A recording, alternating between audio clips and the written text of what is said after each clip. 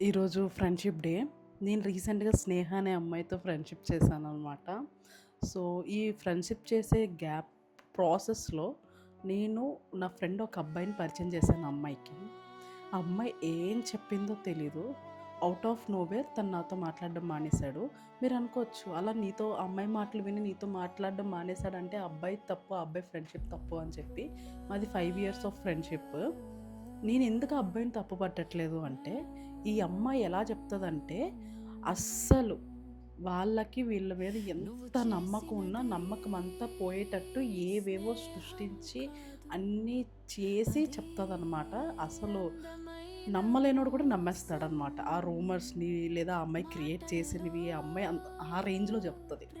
So, ఇంకా ఏం జరిగింది, ఇంకా చాలా ఇన్సిడెంట్స్ జరిగినియి. అవన్నీ ఫుల్ వీడియో చేసి పెట్టాను. కింద రిలేటెడ్ వీడియోలో ఉంది. ఇన్‌స్టాగ్రామ్‌లో చూసిన వాళ్ళైతే నా బయోలో లింక్ ఉంది. వెళ్లి చెక్‌ఔట్ చేసేసేయండి.